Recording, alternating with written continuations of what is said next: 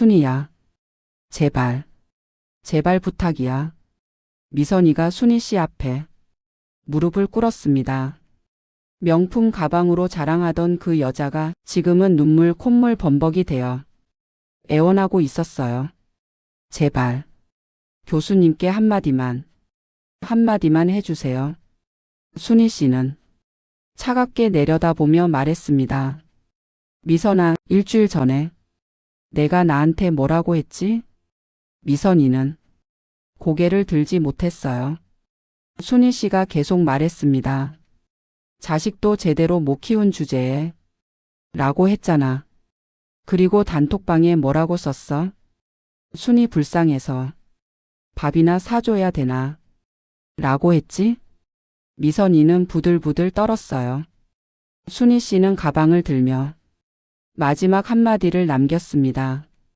미선아, 사람은 함부로 대하면 안 되는 거야. 특히 남의 자식은 더더욱. 그리고 순이 씨는 돌아섰습니다. 대체 무슨 일이 있었던 걸까요? 이 이야기 처음부터 들려드릴게요. 대구에 사는 이순희 씨 65살. 달서구 20평대 아파트에서 남편과 조용히 살고 계세요. 평생 검소하게 사셨죠. 옷도 수수하게 입고 화장도 진하게 안 하고. 하지만 자식들은 잘 키웠어요. 큰아들 준호는 서울대병원 흉부외과 교수. 작은 딸 민주는 부산대 경영학과 교수. 둘 다 효자 효녀였어요. 매년 해외여행 보내주고 태국, 베트남, 중국, 일본. 명절마다 찾아오고 용돈도 주려고 했죠. 하지만 순희 씨는 거절했어요. 너희가 벌어서 너희 살아라. 엄마 아빠는 괜찮다. 그렇게 평범하게 조용히 살고 있었어요. 어느 날 고등학교 동창 영자한테 연락이 왔어요. 순이야. 동창회 한다. 5년 만이야. 꼭 나와. 순희 씨는 망설였지만 친구들 얼굴도 보고 싶어서 나가기로 했어요. 동창회 장소는 동성로에 있는 고급 한정식집. 순희 씨가 도착했을 때 이미 친구들이 7명 와 있었어요. 다들 화려하게 차려입고 웃고 떠들고. 그 중에서도 유난히 눈에 띄는 여자가 있었어요. 박미선. 온몸이 명품으로 도배되어 있었죠. 샤넬 가방, 에르메스 스카프, 까르띠에 시계. 어머 순이야. 왔어? 미선이가 순희 씨를 보더니 위아래로 후었어요. 아직도 그 옷 입고 다니네. 그 눈빛이 다 보였어요. 순희 씨는 자리에 앉았어요. 음식이 나오고 친구들의 자랑이 시작됐어요. 나 지난달에 유럽 다녀왔어. 2주 동안. 우리 아들이 대기업 임원 됐어. 나는 크루즈 여행 예약했어. 미선이가 제일 심했어요. 우리 큰아들 삼성 상무야. 며느리는 변호사고. 작은 아들은 사업해서 대박 났어. 우리 집 강남에 있는데 평수가. 계속 자랑만 했어요. 그러다가 순희 씨를 쳐다봤어요. 순희야, 너는 요즘 어떻게 지내? 응. 그냥 평범하게. 애들은 뭐해? 큰아들은 의사고 딸은 교수. 미선이의 얼굴이 살짝 굳었어요. 의사? 어느 병원? 서울. 대학병원. 아, 대학병원 의사? 그럼 교수네? 뭐, 그것도 괜찮지. 우리 아들만큼은 아니지만. 하. 순희 씨는 아무 말도 안 했어요. 그때 미선이가 핸드폰을 꺼내더니 말했어요. 순희야, 근데 솔직히 말해봐. 너희 아들 진짜 교수 맞아? 아니, 그러니까 말이야. 교수면 돈 많이 벌잖아. 그런데 넌 왜 그렇게 입고 다녀? 30년 된 아파트에 살고 시장에서 떨이 사고. 이상하지 않아? 친구들이 웅성거렸어요. 맞네. 좀 이상하긴 해. 의사 교수면 부모 모시고 좋은데 이사 가야 되는 거 아니야? 미선이가 빙긋 웃으며 말했어요. 혹시 순이야, 아들이 너한테 용돈 안 줘? 아니면 빚이라도 있어? 순희 씨는 얼굴이 화끈 달아올랐어요. 아니야. 우리 아들은. 알았다. 아들이 효도를 안 하는구나. 요즘 젊은 애들. 부모 신경 안 쓰는 애들 많잖아. 순희야, 괜찮아. 우리가 이해해. 다른 친구들도 동정하듯 쳐다봤어요. 순희 씨는 입술을 꽉 깨물었어요. 내 아들이 효도를 안 한다고? 식사가 끝나고 친구들이 헤어졌어요. 순희 씨는 혼자 집으로 돌아갔어요.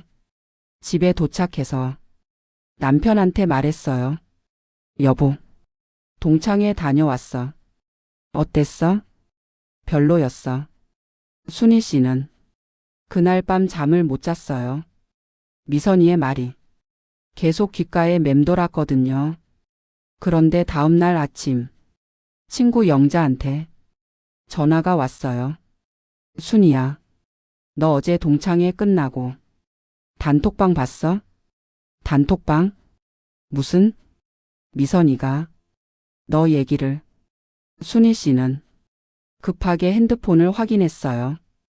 고등학교 동창회 단톡방. 미선. 야, 너희 순희 봤지? 키읔키읔키읔. 미선. 아들이 교수래 키읔키읔키읔. 근데 엄마는 왜 그 꼴이냐 키읔키읔. 미선. 솔직히 아들이 효도 안 하는 것 같던데? 미선. 아니면 진짜 가난한가 키읔키읔. 친구어. 에이, 그래도 친구인데. 미선. 친구니까 솔직하게 말하는 거지. 미선. 나 걱정돼서 그래. 미선. 순이 불쌍해서. 다음엔 우리가 밥값 내줘야 되나? 순희 씨는 핸드폰을 떨어뜨릴 뻔했어요. 손이 부들부들 떨렸어요. 내가 불쌍하다고? 영자가 전화로 말했어요. 순희야, 미안해. 내가 미선이한테 뭐라고 했는데? 미선이가 화내면서 괜찮아 영자야. 고마워. 순희 씨는 전화를 끊었어요. 그리고 한참을 멍하니 앉아 있었죠. 그로부터 3일이 지났어요. 순희 씨는 단톡방에서 나왔어요. 더 이상 보고 싶지 않았거든요. 괜찮아. 그냥 있자. 순희 씨는 스스로를 다독였어요. 그런데 그날 저녁 아들 준호한테 전화가 왔어요. 엄마, 나 준호야. 응, 아들. 무슨 일이야? 엄마, 혹시 박미선이라는 사람 아세요? 순희 씨는 깜짝 놀랐어요. 응? 미선이? 어떻게 그 이름을 알아? 아, 그게 오늘 병원에 급하게 찾아왔거든요. 병원에? 왜? 준호가 한숨을 쉬며 말했어요. 아들이 큰 수술을 받아야 하는데 제가 집도를 해달라고 하더라고요. 그런데 엄마, 그 사람이 엄마 친구예요? 순희 씨는 순간 머릿속이 하얘졌어요. 그래. 고등학교 동창이야. 아, 그렇구나. 근데 엄마, 그 사람 좀 이상하던데요. 막 울면서 애원하고. 제가 무슨 일인지 물어봤더니 아들이 심장에 문제가 생겼대요. 심장? 네. 선천적인 문제가 있었는데 갑자기 악화됐나 봐요. 빨리 수술 안 하면 위험한 상태래요. 순희 씨는 가슴이 철렁 내려앉았어요. 아무리 미선이가 나쁜 짓을 했어도 자식 목숨이 달린 일이잖아요. 그래서 너 어떻게 했어? 일단 차트 검토해보고 내일 답변 드린다고 했어요. 근데 엄마, 솔직히 말하면 제가 안 해도 다른 교수님들도 할 수 있는 수술이긴 해요. 근데 그 사람이 꼭 저한테 해달라고 하더라고요. 왜? 인터넷에서 저 검색해 봤나 봐요. 성공률이 높다고. 순희 씨는 복잡한 심정이었어요. 그래, 알았어. 수고했다, 아들아. 네, 엄마. 그런데 엄마랑 친한 친구예요? 예전엔 그랬어. 아, 알겠습니다. 그럼 잘 자요, 엄마. 전화를 끊은 순희 씨는 한참을 멍하니 앉아 있었어요. 다음 날 오전, 순희 씨 핸드폰이 울렸어요. 미선. 순희 씨는 전화를 받지 않았어요. 하지만 미선이는 계속 전화했어요. 10번, 20번, 30번. 결국 순희 씨가 전화를 받았어요. 여보세요?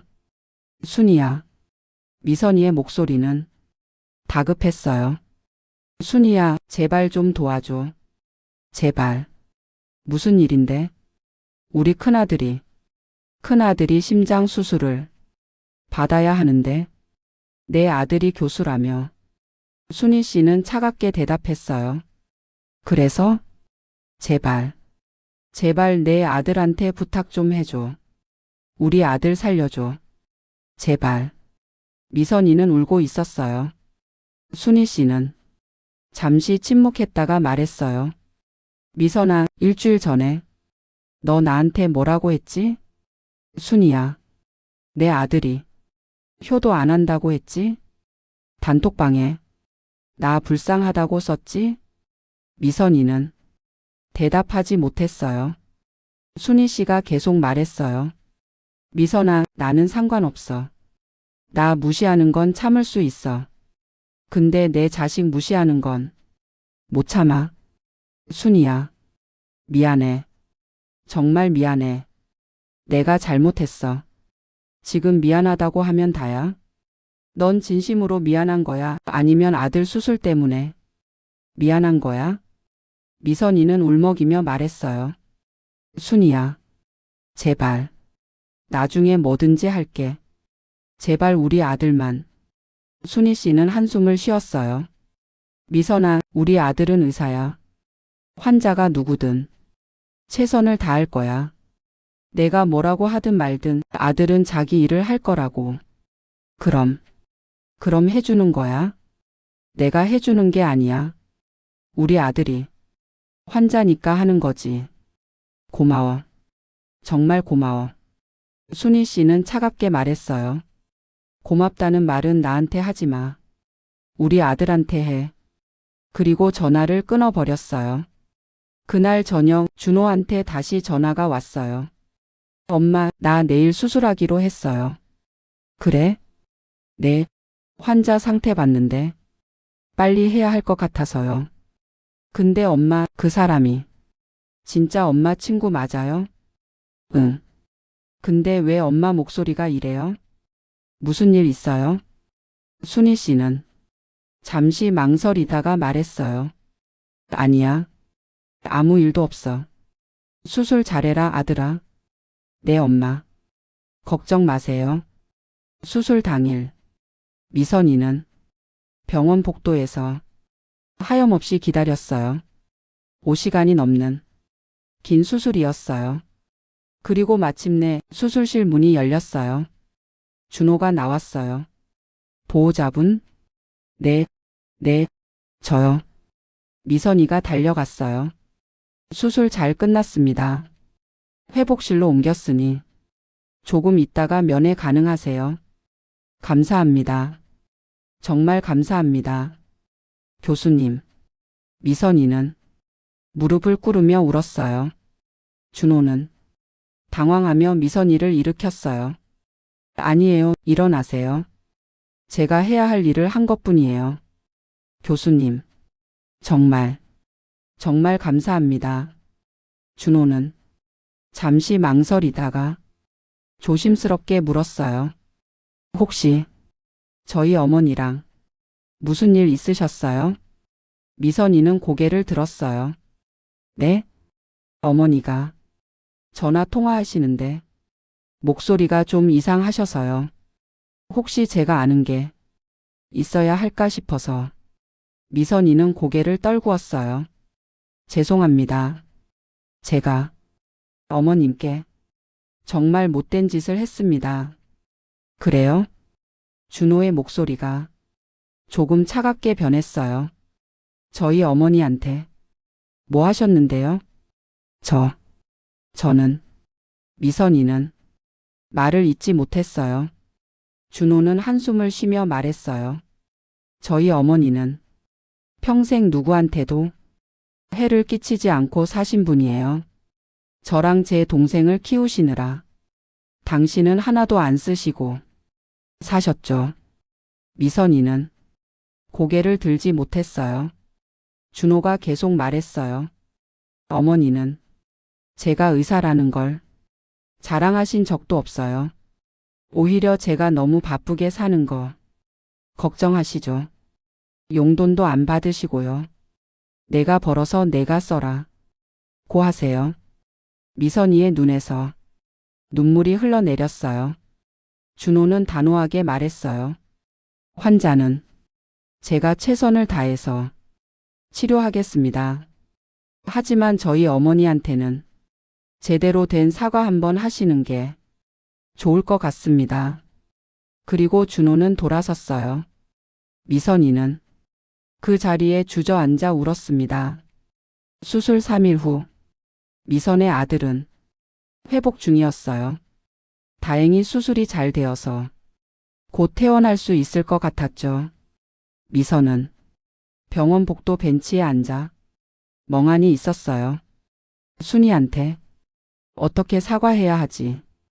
미선은 핸드폰을 꺼내 순이의 번호를 눌렀다가 지우기를 반복했어요. 전화하기가 무서웠거든요. 그때 남편이 다가왔어요. 여보, 커피 사왔어. 응. 고마워. 남편은 미선 옆에 앉으며 물었어요. 그나저나 김준호 교수 어머니가 내 친구라며? 응. 그 친구한테 제대로 사과는 했어? 미선은 고개를 저었어요. 아직. 남편이 한숨을 쉬었어요. 여보, 나 다 들었어. 내가 그 친구한테 어떻게 했는지. 뭘? 동창회에서 무시하고 단톡방에서 험담하고 그런 거 다 들었다고. 미선은 얼굴이 새하얗게 질렸어요. 누가 말했어? 영자 씨가 나한테 전화했어. 걱정돼서 그랬대. 여보, 그게 사실이야? 미선은 고개를 떨구었어요. 미안해. 나한테 미안하다고 하지 말고 그 친구한테 제대로 사과해. 우리 아들 목숨 살려준 분인데 이렇게 있으면 안 되지. 알았어. 남편은 일어서며 말했어요. 오늘 당장 가. 얼굴 보고 무릎 꿇고 사과해. 미선은 눈물을 흘렸어요. 그날 오후 미선은 순이의 집 앞에 섰어요. 손에는 과일 박스를 들고 초인종을 누르기가 무서웠어요. 어떻게 사과하지? 한참을 서성이다가 미선은 용기를 내서 초인종을 눌렀어요. 띵동. 잠시 후 문이 열렸어요. 순이 씨가 나왔어요. 미선아? 순이야. 두 사람은 현관에서 마주 봤어요. 순이 씨는 차갑게 물었어요. 무슨 일이야? 나 너한테 할 말이 있어서. 그래? 들어와. 순이 씨는 미선을 거실로 안내했어요. 미선은 소파에 앉지 않고 그대로 섰어요. 그리고 갑자기 무릎을 꿇었어요. 순이야. 미안해. 순이 씨는 놀라서 미선을 일으키려 했어요. 야, 일어나. 뭐 하는 거야? 아니야. 나 이렇게라도 해야 돼. 내가 정말 잘못했어. 미선은 울면서 말했어요. 나 너무 나쁜 짓 했어. 너를 무시하고, 내 아들 무시하고, 단톡방에 험담하고. 순이 씨는 팔짱을 끼고 서서 미선을 내려다봤어요. 그걸 이제 와서 왜 말해? 내가 미쳤었어. 나는 평생 겉으로 보이는 것만 신경 썼어. 명품, 돈, 남들 시선. 그것만 중요하다고 생각했어. 미선은 눈물을 닦으며 계속 말했어요. 근데 정작 내 자식들은 제대로 못 키웠어. 큰아들은 솔직히 말하면 임원 아니야. 작년에 회사에서 잘렸어. 투자 사기 당해서 빚만 5억이야. 순희 씨는 아무 말도 하지 않았어요. 미선이가 계속 고백했어요. 작은 아들은 도박에 빠져서 우리 카드 몰래 긁었었어. 한 달에 1,000만 원씩. 나는 그것도 몰랐어. 관심이 없었으니까. 며느리는 나를 싫어해서 이혼하고 나갔어. 손주들도 못 봐. 우리 집 이번에 팔아야 돼. 빚 갚으려고. 미선은 바닥에 이마를 대며 울었어요. 나는 자식 농사를 완전히 망쳤어. 돈만 주면 된다고 생각했어. 사랑은 안 줬어. 관심도 안 줬어. 순희 씨는 한숨을 쉬며 소파에 앉았어요. 일어나 미선아. 싫어. 나 용서받을 때까지 안 일어나. 일어나라고. 순희 씨의 목소리가 단호했어요. 미선은 천천히 일어나 순희 맞은편에 앉았어요. 순희 씨가 입을 열었어요. 미선아, 너 나한테 왜 사과하러 온 거야? 내가 잘못해서. 정말? 정말로 나한테 미안해서 온 거야? 미선은 대답하지 못했어요. 순희 씨가 차갑게 말했어요. 아니면 내 아들 수술해 준 게 고마워서 온 거야? 둘 다야. 솔직하게 말해봐. 만약 우리 아들이 내 아들 수술 안 해줬으면 너 나한테 사과하러 왔을 것 같아? 미선은 고개를 들지 못했어요.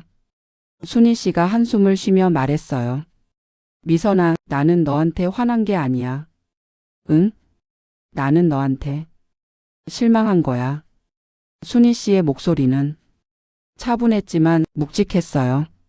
우리 고등학교 때부터 친구였잖아. 30년 넘게. 근데 너는 나를 돈으로 판단했어. 겉모습으로 판단했어. 미선은 눈물을 흘렸어요. 순희 씨가 계속 말했어요. 나는 평생 검소하게 살았어. 왜냐하면 그게 편해서. 명품 가방 들고 다니는 게 중요한 게 아니니까. 비싼 옷 입는 게 중요한 게 아니니까. 순희야. 진짜 중요한 건 가족이야. 자식들이 바르게 크는 거, 행복하게 사는 거, 부모 걱정 안 끼치는 거. 그게 진짜 성공이야. 순희 씨는 물을 한 모금 마시고 말했어요. 미선아, 우리 아들이 교수라는 거 나 자랑한 적 없어. 딸이 교수라는 것도. 왜냐하면 그게 자랑할 일이 아니니까. 자식이 행복하면 그걸로 충분한 거야. 미선은 고개를 끄덕이며 울었어요. 순희 씨가 마지막으로 말했어요. 근데 너는 나를 불쌍하다고 했지. 단톡방에 밥값 내줘야 되나? 라고 썼지. 내 자식들이 효도 안 한다고 했지. 미안해. 정말 미안해. 순희 씨는 일어서며 말했어요. 미선아, 사과는 받았어. 근데 용서는 시간이 좀 필요해. 순희야, 너 지금 당장 나한테 용서받고 싶은 거 알아? 마음 편하게 집에 가고 싶은 거 알아? 근데 미선아, 상처는 그렇게 빨리 아물지 않아. 미선은 고개를 숙였어요. 순희 씨가 문 쪽으로 걸어가며 말했어요. 그래도 한 가지. 다행인 건 내 아들은 살았다는 거야. 우리 아들 덕분에. 정말, 정말 고마워. 교수님한테도, 너한테도. 순희 씨는 문을 열며 마지막 한마디를 했어요. 미선아, 앞으로는 사람을 겉모습으로 판단하지 마. 특히 남의 자식은 함부로 말하지 말고. 알았어. 그리고 내 자식들 제대로 챙겨. 아직 늦지 않았어. 돈 말고 사랑 줘. 미선은 고개를 끄덕이며 밖으로 나갔어요. 순희 씨는 문을 닫았어요. 그날 밤, 순희 씨는 남편과 거실에 앉아 차를 마셨어요. 여보, 오늘 미선이가 왔었어? 응. 뭐라고 하던? 사과하러 왔어. 무릎 꿇고. 남편은 놀라며 물었어요. 그래서 용서해줬어? 순희 씨는 고개를 저었어요. 아직은 시간이 좀 필요해. 그래. 당연하지. 내 자식까지 무시했으니까. 순희 씨는 창밖을 보며 말했어요. 근데 여보, 나는 화가 난 게 아니야. 응? 그냥 사람들이 왜 겉모습만 보고 판단하는지 모르겠어. 진짜 중요한 건 속인데. 남편은 순희의 손을 잡았어요. 당신은 진짜 부자야. 마음이 부자니까. 순희 씨는 웃었어요. 고마워 여보. 그로부터 6개월이 지났습니다. 미선은 정말로 변했어요. 집을 팔고 작은 빌라로 이사 갔지만 이전보다 행복했어요. 아들들과 진지하게 대화를 나누기 시작했고 며느리와도 관계를 회복했고 손주들도 다시 볼 수 있게 됐죠. 그리고 명품도 자랑도 그만뒀어요. 진짜 중요한 게 뭔지 깨달았으니까요. 순희 씨는 여전히 대구 아파트에서 조용히 살고 있었어요. 변한 건 하나도 없었죠. 하지만 마음은 더 평화로웠어요. 어느 날 미선이한테 문자가 왔어요. 순희야, 오늘 날씨 좋다. 우리 커피 한잔 할까? 내가 살게. 진짜 커피만. 자랑 안 할게. 순희 씨는 웃으며 답장을 보냈어요. 그래, 만나자. 동성로 그 카페에서. 여러분, 이 이야기를 듣고 무슨 생각이 드셨나요? 미선은 평생 겉으로 보이는 것만 중요하게 생각했어요. 그래서 순희를 무시했죠. 하지만 결국 무릎을 꿇을 수밖에 없었어요. 진짜 중요한 건 겉모습이 아니니까요. 순희 씨는 평생 검소하게 살았어요. 남들 눈에는 가난해 보였을지 몰라요. 하지만 진짜 부자였어요. 자식 농사를 제대로 지은 부자. 사랑받는 부자. 존경받는 부자. 여러분은 어떤 부자가 되고 싶으세요? 돈 많은 부자? 아니면 사랑 많은 부자? 정답은 정해져 있어요. 진짜 부자는 사랑 많은 사람이에요. 겉으로 아무리 화려해도 자식한테 무시당하고 가족한테 외면당하면 그건 가난한 거예요. 반대로 겉으로 수수해도 자식한테 사랑받고 가족이 행복하면 그건 부자인 거예요. 순희 씨처럼 사세요. 남들 눈 신경 쓰지 말고 내 가족만 소중히 여기며 거칠해하지 말고 진심으로 사랑하며 그렇게 살면 나중에 후회 없어요. 자식들도 효도해요. 가족도 행복해요. 그게 진짜 성공한 인생이에요. 마지막으로 이 말씀 꼭 드리고 싶어요. 사람은 겉모습으로 판단하면 안 돼요. 수수하게 입고 다니는 사람이 가난한 게 아니에요. 화려하게 꾸민 사람이 행복한 게 아니에요. 조용히 사는 사람이 불쌍한 게 아니에요. 떠들며 사는 사람이 성공한 게 아니에요. 진짜는 속을 봐야 알아요. 순희 씨처럼 겉은 수수해도 속은 풍요로운 사람. 그런 사람이 진짜 부자예요. 여러분도 그런 사람이 되셨으면 좋겠어요. 순희 씨는 지금도 대구에서 조용히 살고 있어요. 여전히 검소하게, 평범하게. 하지만 누구보다 행복하게. 다음 달에는 아들, 딸과 함께 대만 여행을 간다고 하더라고요. 손주들도 데리고 온 가족이 함께요. 그게 순희 씨 진짜 부자인 이유예요. 돈은 없어도 사랑은 넘쳐나니까요. 가족이 행복하니까요. 마음이 평화로우니까요. 그게 진짜 성공한 인생이에요. 여러분도 순희 씨처럼 사셨으면 좋겠어요.